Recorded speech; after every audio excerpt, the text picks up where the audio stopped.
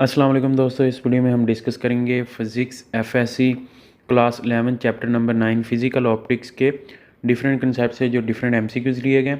जो MD cat, ई cat और FSc के जो बोर्ड एग्ज़ाम्स होते हैं उनमें जो है वो हमारे पास डिफरेंट कंसेप्ट्स के साथ पूछे जाते हैं। तो इन तमाम एमसीक्यूज़ के मतलब जो है तमाम कंसेप्ट्स के मतलब के इस वीडियो में बात करेंगे, एमसीक्यूज़ डिस्कस करेंगे और उनके पीछे जो उनका सोल्यूशन होगा या कंसेप्ट होगा वो भी आपको बताएंगे। तो चलिए शुरू करते हैं जी। सबसे पहले हमारे पास एमसीक्यूज़ नंबर 1 है। क्वेश्चन नंबर 1 है, wave theory of light was proposed by हर्जन, थॉमस यंग, मैक्सवेल, न्यूटन। तो वेव थ्योरी ऑफ लाइट जो थी हमारे पास, वेव थ्योरी वो किसने दी थी? ह्यूजन ने दी थी, थॉमस यंग ने दी थी, मैक्सवेल ने दी थी या फिर न्यूटन ने दी थी? तो राइट ऑप्शन हमारे पास यहाँ पर ऑप्शन अल्फा है। ह्यूजन ने जो थी वेव थ्योरी ऑफ लाइट दी थी।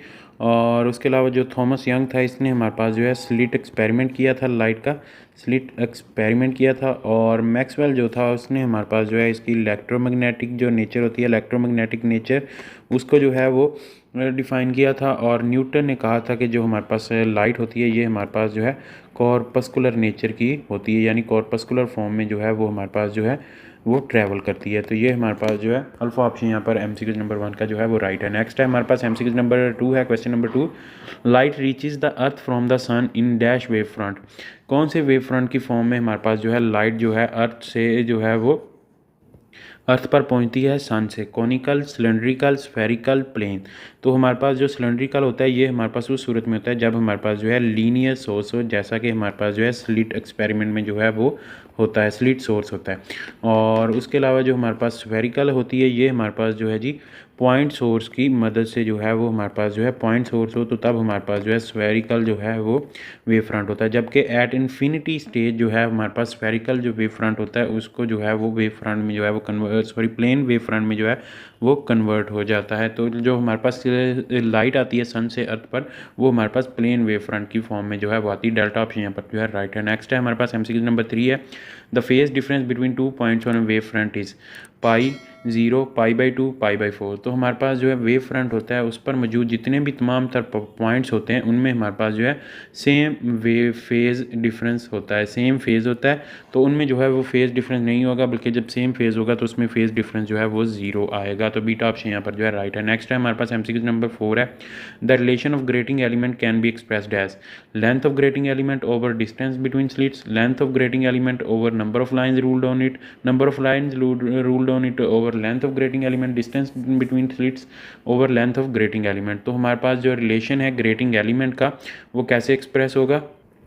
डी जो होता है हमारे पास वो हमारे पास length over number of lines ruled on it होता है। और अगर हमारे पास जो है जी हमारे पास जो है यूनिट लेंथ हो, यानी लेंथ हमारे पास 1 हो, तो फिर जो है वो हमारे पास जो है जो ग्रेटिंग एलिमेंट होगा वो हमारे पास इन्वर्सली प्रोपोर्शनल होगा number of lines ruled on it. Grating यानी डिफ्रैक्शन ग्रेटिंग पर जितनी लाइंस होंगी उसके इन्वर्सली प्रोपोर्शनल होगा।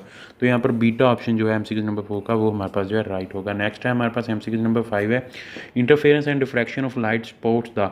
इंटरफेरेंस और डिफ्रैक्शन जो होती हैं वो कौन सी जो है नेचर को लाइट की जो है वो जो है वो सपोर्ट करती हैं? Electromagnetic nature, quantum nature, wave nature या फिर longitudinal nature of light wave. तो हमारे पास जो है जी वेव नेचर ऑफ लाइट को जो है इंटरफेरेंस और डिफ्रैक्शन जो है वो हमारे पास जो है सपोर्ट करती हैं।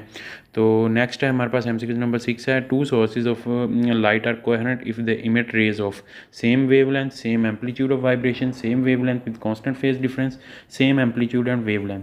तो हमारे पास जो है जी कोहेरेंट कोई भी सोर्स ऐसे होंगे जिनमें हमारे पास जो है सेम जो है वो वेवलेंथ होगी और कांस्टेंट फेज डिफरेंस होगा। सेम वेवलेंथ की लाइट को हम जो है वो हमारे पास जो है मोनोक्रोमेटिक लाइट कहा जाता है। सेम वेवलेंथ की जो लाइट होती है उसको हम जो है वो मोनोक्रोमेटिक कह देते हैं। और कोहेरेंट सोर्सेज जो है हमारे पास ऐसे सोर्स होते हैं जिनमें हमारे पास कांस्टेंट फेज डिफरेंस होता है। ये हमारे पास चार्ली ऑप्शन में ही अवेलेबल है, तो यहाँ पर चार्ली ऑप्शन जो है राइट होगा। नेक्स्ट है हमारे पास एमसीक्यू नंबर 7 है, coherent light incident on two fine parallel slits S1 and S2 as shown the diagram। तो जी वो कह रहा है कि कोहेरेंट लाइट जो है वो हमारे पास यानी कांस्टेंट फेज डिफरेंस की लाइट जो है S1 से S1 और S2 से जो है वो निकल रही है, और उसके बाद जो है डार्क फ्रिंज अगर हमारे पास जो है P पर बनेगी, ये हमारे पास जो है P है यहाँ पर बनेगी, तो कौन सा जो हमारे पास फेज डिफरेंसेस जो है वो लाइट वेव के हो सकते हैं जो P पर पहुँचेगी S1 से S2 पर। तो ये हमारे पास S1 से लाइट आएगी, S2 से लाइट आएगी, तो यहाँ पर हमारे पास जो है क्या उसका फेज डिफरेंसेस जो है वो हो सकते हैं जिसकी मदद से जो है हमारे पास पी पर जो है वो हमारे पास डार्क फ्रिंज बने। तो हमारे पास जो है जी फेज़ डिफरेंस का जो फार्मूला होता है वो होता है हमारे पास 2 पाई/लैम्डा इंटू डेल्टा डी। तो यहाँ पर डेल्टा डी जो है ये हमारे पास जो है पाथ डिफरेंस है। डेल्टा डी जो होता है वो हमारे पास होता है 2n-1 इंटू लैम्डा/2। तो पाथ डिफरेंस की जो हमारे पास वैल्यू होगी इसको जो है वो हम ऊपर यहाँ पर जो है वो पुट कर लेंगे। तो यहाँ पर हमारे पास जो है फेज़ डिफरेंस अगर हम देखें तो ये हमारे पास आ जाएगा 2 पाई/लैम्डा इंटू 2n-1 लैम्डा/2। तो ये 2 इससे कट जाएगा, लैम्डा लैम्डा से कट जाएगा, तो ये हमारे पास आ जाएगा 2n-1 इंटू हमारे पास पाई आ जाएगा। ये हमारे पास जो है इसका फेज़ डिफरेंसेस आ जाएंगे। तो फेज़ डिफरेंस यहाँ पर n जो है ये हमारे पास जो है जी 0 +-1 और +-2 इस तरह जो है 100 आगे चलते जाते हैं। तो इसकी जो है बारी बारी जब हम इसकी वैल्यू पुट करेंगे तो जो हमारे पास फेज़ डिफरेंसेस आएंगे ये हमारे पास जो है पाई और 3 पाई 5 पाई इसी तरह जो है ये हमारे पास जो है इसके आगे चलते जाएंगे। तो यहाँ पर हमारे पास जो है बीटा ऑप्शन यहाँ पर जो है ये हमारे पास जो है राइट होगा। अगर आपको यहाँ पर किसी भी स्टेप की जो है वो यहाँ पर समझ ना आ जाए तो आप जो है वीडियो दोबारा जो भी देख सकते हैं इस MCQs के लिए। तो ये हमारे पास बीटा ऑप्शन जो है यहाँ पर राइट होगा MCQs नंबर 7 का। नेक्स्ट है हमारे पास क्वेश्चन नंबर 8 है, in order to get interference of light, यानी इंटरफेरेंस ऑफ लाइट हासिल करने के लिए हमारे पास क्या जो है ऑप्शन करेक्ट होगा। सोर्स जो है वो मोनोक्रोमेटिक होना चाहिए, ये भी राइट है, और source should be phase coherent भी होना चाहिए, ये भी राइट है। The law of superposition should be applicable, और लॉ ऑफ सुपरपोजिशन एप्लीकेबल भी होने चाहिए। तो इसका मतलब है हमारे पास जो है delta all of the above जो है राइट होगा। मोनोक्रोमेटिक होना चाहिए, फेज कोहेरेंट होना चाहिए, सेम डायरेक्शन होनी चाहिए, और उसमें जो है वो नैरो जो है उसकी ओपनिंग होनी चाहिए सोर्सेज की। तो यहाँ पर डेल्टा ऑप्शन यहाँ पर जो है राइट होगा MCQ नंबर 8 का। नेक्स्ट है हमारे पास क्वेश्चन नंबर 9 है, when the crest of one wave falls on the crest of other wave this phenomena is known as, यानी जब हमारे पास एक वेव का क्रस्ट दूसरी वेव की क्रस्ट पर पड़ेगा तो उसमें हमारे पास जो फिनोमिना होगा वो क्या कहलाएगा। डिस्पर्शन होगी, पोलराइजेशन होगी, डिस्ट्रक्टिव इंटरफेरेंस होगी, या फिर कंस्ट्रक्टिव इंटरफेरेंस होगी। तो सबसे पहले तो ये हमारे पास जो है इंटरफेरेंस के फिनोमिनाज हैं, तो ये हमारे पास जो है ऑप्शन अल्फ़ा और बीटा दोनों ही आउट हो जाएंगे। अब हम देख लेंगे कि डिस्ट्रक्टिव और कंस्ट्रक्टिव इंटरफेरेंस में क्या फ़र्क है। जब हमारे पास जो है क्रस्ट पर या ट्रफ पर पड़ेगी तो इसमें इस सिलसिले में हमारे पास जो है कंस्ट्रक्टिव इंटरफेरेंस होगी। डेल्टा ऑप्शन यहाँ पर जो है राइट होगा। अगर हमारे पास जो क्रस्ट है एक की वो हमारे पास जो है ट्रफ के साथ जो है वो ट्रफ के ऊपर पड़ेगी तो उसके सिलसिले में हमारे पास जो है डिस्ट्रक्टिव जो है वो इंटरफेरेंस होगी, डिस्ट्रक्टिव इंटरफेरेंस होगी। तो फिर हमारे पास सी ऑप्शन यहाँ पर राइट होना था। अब जो है हमारे पास क्वेश्चन नंबर 9 का वो डेल्टा ऑप्शन जो है वो राइट है। नेक्स्ट है हमारे पास MCQ नंबर 10 है, blue colour of sky is due to diffraction, reflection, scattering, polarisation. तो हमारे पास जो ब्लू कलर ऑफ स्काई होता है वो किस वजह से होता है। तो हमारे पास जो ब्लू कलर होता है वो हमारे पास जो है स्कैटरिंग ऑफ लाइट की वजह से होता है, और इसमें हमारे पास जो है ब्लू जो हमारे पास जो उसका वेवलेंथ उसकी कम होती है ब्लू और वायलेट की, तो हमारे पास जो स्काई है वो इस वजह से जो है वो ब्लू नज़र आता है। तो स्कैटरिंग के फिनोमिना की वजह से जो है वो हमारे पास जो है स्काई का कलर जो है वो ब्लू आता है। तो ये काफ़ी इंपॉर्टेंट जो है वो MCQs है। ये हमारे पास MD-CAT और डिफरेंट जो दूसरे कम्पिटिटिव एग्जाम्स होते हैं या फिर FSC के बोर्ड एग्जाम्स होते हैं उनमें भी हमारे पास जो है पूछा जाता है। नेक्स्ट है हमारे पास MCQ नंबर 11 है, for which of the following colours will be the fringe width B minimum in the double slit experiment. तो कौन से कलर के लिए हमारे पास जो है फ्रिंज विड्थ जो है वो मिनिमम होगी डबल स्लिट एक्सपेरिमेंट में। वायलेट है, ग्रीन है, रेड है, येलो है। तो हमारे पास जो फ्रिंज विड्थ का फार्मूला है delta y is equal to lambda L/D है। तो यहाँ पर हमारे पास जो डेल्टा वाई है वो हमारे पास डायरेक्टली प्रोपोर्शनल है लैम्डा के। यहाँ पर इसने पूछा है मिनिमम, तो हमारे पास जो है जिस कलर की हमारे पास वेवलेंथ कम होगी उसमें हमारे पास जो है उसका फ्रिंज विड्थ भी जो है वो कम होगी। तो हमारे पास जो इनकी कलर्स की जो है डे में जो कलर होते हैं उनकी वेवलेंथ के वाले से अगर हम देखें तो हमारे पास निमोनिक बनता है विब गियोर, यानी violet, Indigo, blue, green, yellow, orange, red.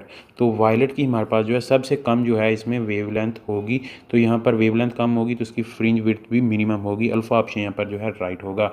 Next है हमारे पास एमसीक्यू नंबर 12 है, क्वेश्चन नंबर 12 है, इन अ मिचेल्सन interferometer by moving the mirror through a distance of lambda over 4 the path difference changes by। तो हमारे पास जो है पाथ डिफरेंस कैसे चेंज होगा, और जब हम जो है वो मिचेल्सन इंटरफेरोमीटर में जो है मिरर को जो है वो लैम्डा बाई 4 के डिस्टेंस से मूव करेंगे। तो जो हमारे पास पाथ डिफरेंस का यहाँ पर जो है वो फार्मूला होता है मिचेल्सन इंटरफेरोमीटर में, वो हमारे पास जो है जी पाथ डिफरेंस जो है डबल होता है movement of distance moved by ये मिरर, यानी डिस्टेंस जो हमारे पास जो है जो मिरर मूव करता है, डिस्टेंस मूव्ड बाय मिरर। तो उसमें यहाँ पर हमारे पास जो है जी 2 को हम जो है वो लैम्डा बाई 4 से मल्टीप्लाई कर देंगे। लैम्डा बाई 4 वो डिस्टेंस है जो मिरर ने मूव किया है, तो ये 4 हमारे पास जो है 2 से कट जाएगा, तो यहाँ पर लैम्डा बाई 2 आ जाएगा हमारे पास जो है उसका पाथ डिफरेंस। तो यहाँ पर चार्ली ऑप्शन यहाँ पर जो है राइट होगा। नेक्स्ट है हमारे पास एमसीक्यू नंबर 13 है, in Young slit experiment if the distance between slits is doubled and the distance between slits and the screen is half, the fringe width on spacing is double, half, 1/4, 4 times।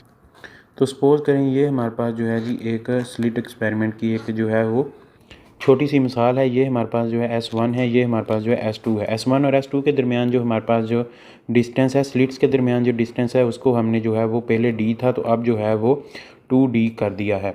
तो और इसके दरमियान जो slit और screen के दरमियान जो distance है जो हमारे पास जो है L होता है, तो L जो है अब जो नया L है वो हमारे पास जो है L बाई 2 कर दिया, यानी इसको जो है वो हमने हाफ कर दिया। तो अब जो हमारे पास फ्रिंज विड्थ का जो फार्मूला होता है वो हमारे पास होता है delta Y is equal to lambda L over D। और यहाँ पर अब हम वैल्यू पुट करेंगे, डेल्टा वाई जो है वो हमारे पास जो है अब आ जाएगा लैम्डा L बाई 2 आएगा और 2D आएगा। तो ये हमारे पास जो है ये 2 नीचे आ जाएगा, लैम्डा L बाई 4D। तो ये हमारे पास जो है ओरिजिनल का जो है ओरिजिनल जो फ्रिंज विड्थ जो पहले थी उसका जो है वो 1/4 हो जाएगा। यहाँ पर चार्ली ऑप्शन यहाँ पर जो है राइट होगा। नेक्स्ट है हमारे पास क्वेश्चन नंबर 14 है, the wavelength of X ray is of the order of. Wavelength of X ray जो होती है वो हमारे पास उसका जो है वो ऑर्डर कितना होता है, यानी उसकी कितनी वेवलेंथ होती है।